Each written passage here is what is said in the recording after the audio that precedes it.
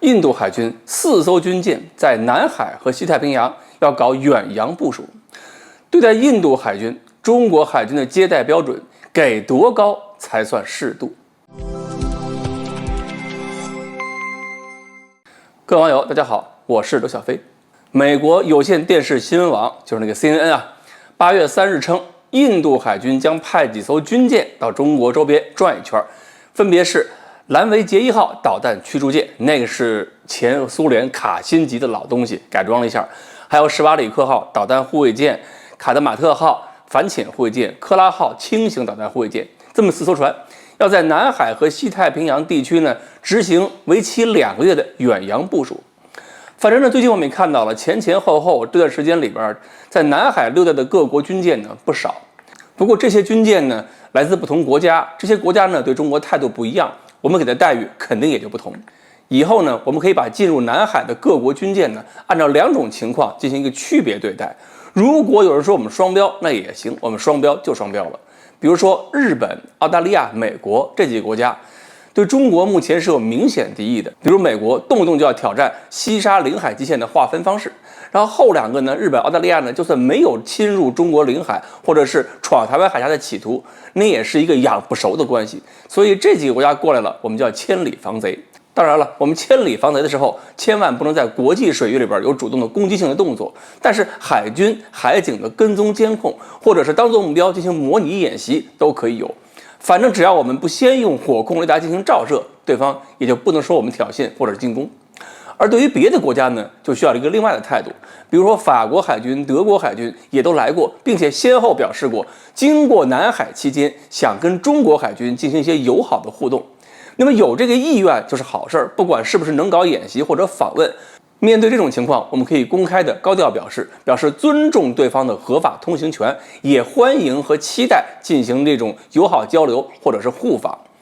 尤其是互访啊，也是我们海军以后在全球范围内搞自由航行的一个好理由。合纵连横这些外交策略呢，我们也别只是在嘴上说的热闹，外交上这些技巧都要实际能用。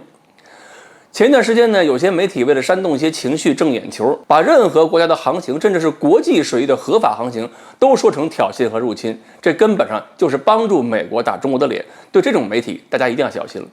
至于说印度呢，恐怕要单独讨论。印度人的心态呢，肯定不会跟法国、德国一样跟中国会拉关系。印度人只会想着在海上开辟外交领域的第2战场，呼应一下中印边界冲突。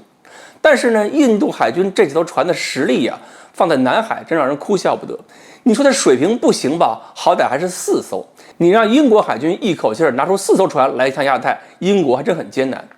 但是印度这4艘呢，就算加起来，除了船上的布拉莫斯导弹算个新物件，其他的就算放到俄罗斯海军都是古董。